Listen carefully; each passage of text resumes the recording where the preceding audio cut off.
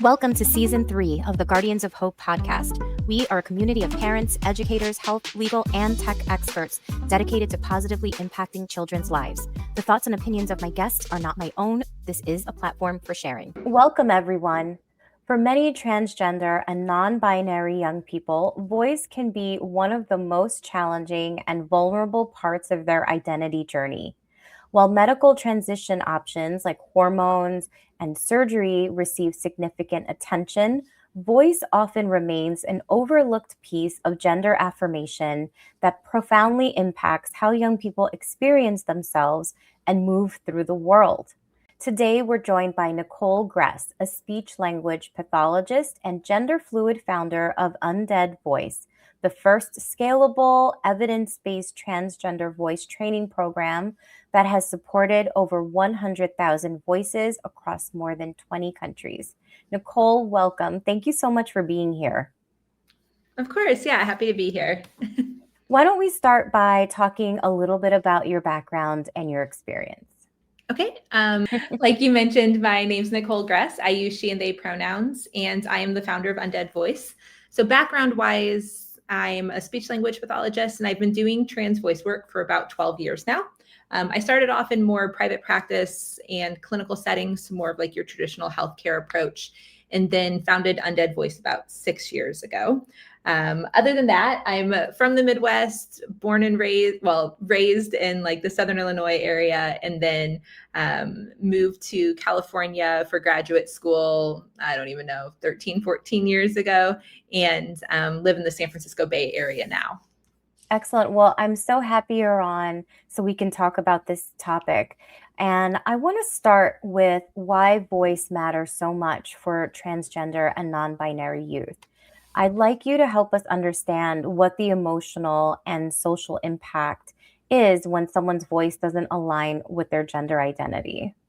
Yeah. I mean, a lot of us, I would imagine, remember adolescence or being teenagers and what that feels like. It's already pretty high stakes, right? It's a time where we're struggling to feel seen or understood or like we really belong. And for trans and non-binary youth specifically, it also it's the time that we go through natal or adolescent puberty. And part of that change is the voice. And the voice can shift during that period in ways that don't align with somebody's identity and don't express who they truly are. And when that happens, that mismatch can start to erode your self-image, your mood, your self-confidence. It impacts mental health. Kids often protect themselves when that happens by going quiet. That can look like fewer introductions, fewer answers in class, fewer chances to be heard with friends, social, mental health impacts. And that cost tends to really show itself in like just missed connection and the sense that being seen really requires being silent, which is not a message that we want to hear. One of my first clients, actually, when I started Undead Voice, is a young girl named Ash from New York. She was 16 when we connected, and her parents reached out because at the time where we were connecting, they hadn't heard her actual speaking voice in 2 years. And when she started undergoing a testosterone-based puberty and her voice started to change and deepen, it caused immense dysphoria, specifically voice dysphoria, which is a really specific type of dysphoria. It's this emotional and psychological discomfort that comes from having a voice that doesn't align with one's gender identity. And about 85% of our community experience that. And Ash previously was extremely active, outgoing, vivid. And in her words, she described that her world was shattered and that she felt like she was shrinking when her voice started changing. Wow. At that time, when I met her, she was only comfortable speaking verbally with her little sister, her therapist, and then me, of course. But for everyone else, all of her family, all of her friends, teachers, she would only text or write. And when we met, she was really at the point where teachers were starting to note how this was impacting her academically. And her friends were struggling to really understand this at first sudden change that had just gone on for so long. And she was thinking about applying for colleges, and she was really worried about how she would do socially in that setting if she didn't start feeling more comfortable using her voice. And I mean, her parents were really struggling as well because they had tried everything that, they were super affirming and supportive, and they had taken her she had gender affirming care available to her, but her doctors had given her referrals to speech therapists. She had done voice therapy before, and those approaches just weren't working for her. She didn't find the exercises extremely helpful. And so our work together, we took a completely different approach. And so we focused on teaching Ash how to control her actual vocal instrument, to develop a sound that was more affirming and it felt like her. This approach is the one that we use at Undead Voice. We call it like a physical only approach, and it teaches somebody to change the size and the shape of their actual vocal mechanism, the instrument that they use to speak, to mimic what that instrument would have looked like if they hadn't undergone a puberty that was influenced by hormones that change that voice in ways that aren't affirming for them. And so for Ash specifically, that meant manipulating her voice so that the effects of testosterone were reversed in a sense. So essentially, whenever somebody undergoes a testosterone-based puberty, the vocal tract, the tube through which you speak, grows longer and wider, and the vocal folds get bigger and thicker. And so we taught her to shorten and narrow her vocal tract, and then to kind of thin out and thin out those vocal folds so that her pitch would raise and her voice would just sound lighter and remove the bass. And so she could move from one voice to the other. This isn't like we're physically permanently shifting her voice, but it allowed her to change her voice in a way that was affirming, and then most importantly, maintain that in a sustainable way that she now uses for the rest of her life without ever having to think about her voice again. So it took about 6 months, but she fell in love with her voice, and she just graduated UCLA. So amazing. It's kind of full circle in that way. Yeah, thank you for sharing Ash's example with us. Of course. Now, I want to know a little bit more about your organization. So you founded Undead Voice to address a significant gap in gender affirming care, which you just talked about. But I want to ask you what the barriers are from preventing trans and non-binary youth from accessing quality voice training that you just went into real detail talking about. How do you make this care scalable and accessible in ways that traditional speech therapy just can't, do? That's a really great question. I tried to make it work through traditional healthcare as a speech pathologist for about the first 4 years of my career. And there's just a lot of the methods that we are taught as speech language pathologists, well, they were not created to shift the gender perception of a voice, though that is what we are taught to use them for. That's kind of the only techniques that we have available to us. They were created to help people who had a vocal injury rehabilitate that voice. And because they weren't created with the specific purpose of shifting gender perception of the voice, they're not based on research of how society codes gender in the voice. So if we unpack that, that means whenever you hear somebody speak, your brain is unconsciously automatically categorizing that voice into something you're familiar with. Now, the parts of the voice that control that categorization, there wasn't any research done on which aspects of the voice should be shifted. And so speech pathologists typically rely on and overemphasize things like pitch or intonation, which are aspects of shifting the gender perception of the voice, but they are nowhere near the most important. And so I started Undead Voice to have the freedom to move outside of those techniques and create curriculum and exercises that were actually based on the research that showed how society codes gender in the voice, which looked like just recreating the system from the ground up. So really reimagining, what is the approach that we take, which I did just cover a little bit in terms of that physical only approach, but then also, and most importantly, taking it out of a medical setting. So right now, a trans youth's journey to find voice training through traditional healthcare looks like going to a doctor, getting a diagnosis of gender dysphoria, getting a referral to a speech pathologist who is specialized in trans voice. And then in reality, well, what we assume is that then you just find the person who takes your insurance that has availability, has the specialty, and you get in for your first appointment. The reality is the amount of providers who are skilled and feel comfortable and available for that work doesn't even scratch the surface of the need. And so the average wait list in the United States is about 2 to 3 years to find that person. And then once you get into that service, it can still take a really long time to transition the voice, because the traditional healthcare model of like a weekly lesson isn't enough to really meet the needs of somebody trying to change as intrinsic of a habit as the way that they sound. Right? That model is just a little bit outdated. It doesn't meeting the needs of our community. And it would be like asking somebody to learn Spanish, but they only have a lesson once a week for 30 minutes. It would take them years. And it does take years. It takes an average of 1.5 to 3 years of weekly lessons in order to transition the voice, if at all, through traditional medical healthcare settings. And that's assuming that your insurance will cover it for that long. And many insurance companies don't. And we know now there's, over 25 states in the United States that have banned gender affirming care for trans youth. So even getting it through that avenue is just not attainable.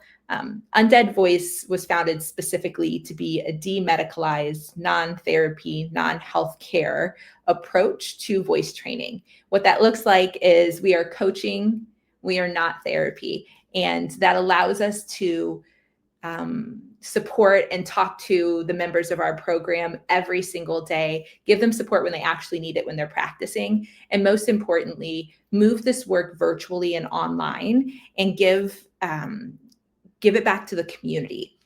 Meaning our program is completely community based. And so one of the biggest struggles somebody faces when transitioning their voice is accountability, motivation, and support. And having a community and being surrounded by people who have the same lived experience and are going through the same journey is the number one motivator to keep people with that forward progress and help combat the dysphoria that comes up when you start using your voice. Mm-hmm. Thank you for sharing that. And I know you may have covered this a little bit, but there are a lot of myths and misconceptions about transgender voice training, that hormones will automatically change your voice as they age, or surgery might be the only option. Sure. Why don't we break down some of these myths and explain why evidence or what evidence-based voice training actually looks like? You did touch upon that, but let's talk about the myths. Yeah. Yeah, it makes sense. A lot of the transition related wants or needs of trans and gender diverse people tend to be couched in this idea that there's a medical intervention for it. Voice is one of those very unique areas where you don't actually have to have impact from hormones or surgery, and you can start to explore change in the voice at a really in a non-invasive, non-threatening, non-committal way that is approachable for people of all ages. So if we think about the voice and how it develops, we know that puberty starts to shift the voice because it's changing the size and shape of the muscles and the bones and the ligaments in your entire body. But that happens around the age of puberty. Now, that can be anywhere from like 10, 11, 12, 13 years old. But what we find actually is that the voice starts to shift much earlier than that. So if you look at young children, the sound of the voice is pretty indistinguishable up until the age of 6. And at age 6, the sound of the voice starts to shift and it starts to be impacted. And that's not happening from puberty or physical changes to the voice. It's happening from influences on how we are societally or culturally impacting those children. So there's 3 main things that influence the voice. It's the physical size and shape. It's also the environment and the culture that somebody's raised in. And so at the age of 6, we start to hear children's voices shift and categorize. And that's because of how they're being socialized.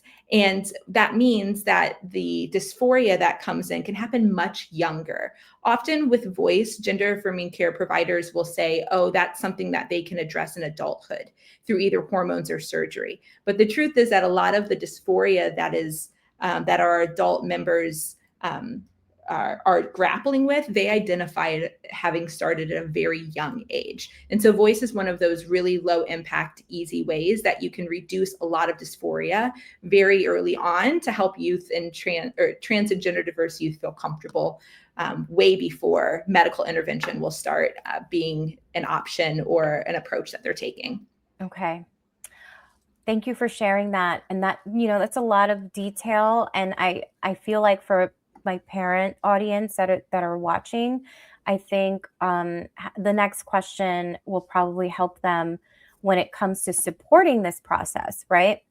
So what do you suggest would be some practical first steps to get, started?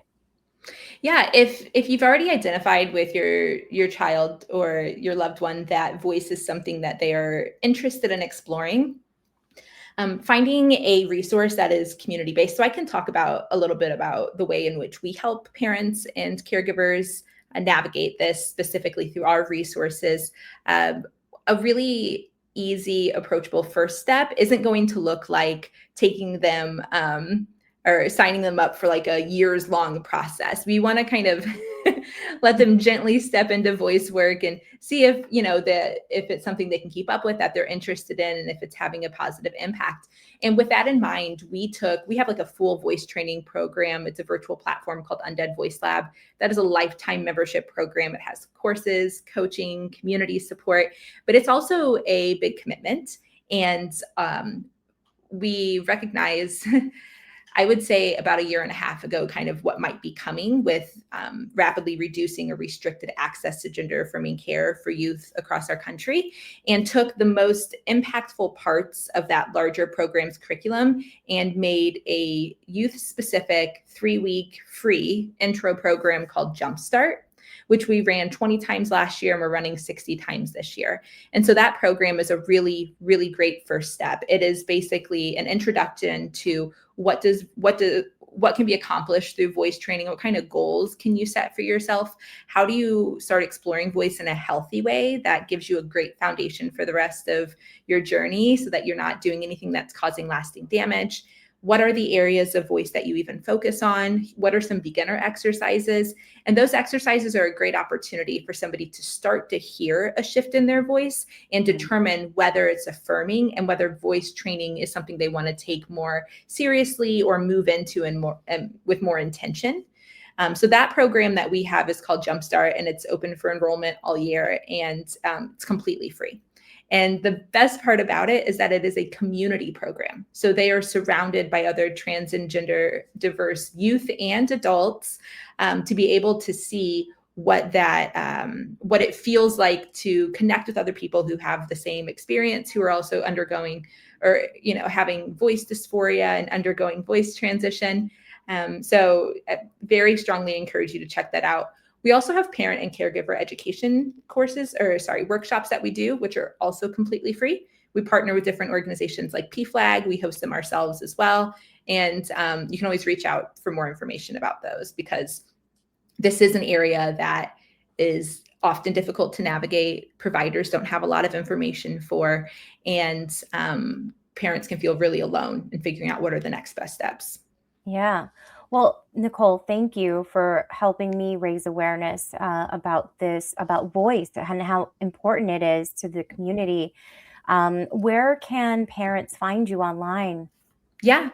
So our website's undeadvoice.com, and that free program I mentioned is undeadvoice.com/join jumpstart. And if you have any questions, you can reach out to me directly. My email is nicole@undeadvoice.com. So any questions that you might have, I'm happy to help navigate. We really appreciate whenever parents and caregivers reach out, because you really are the gatekeepers in the first line of defense, and the strong, most fierce advocates for your children, and the most,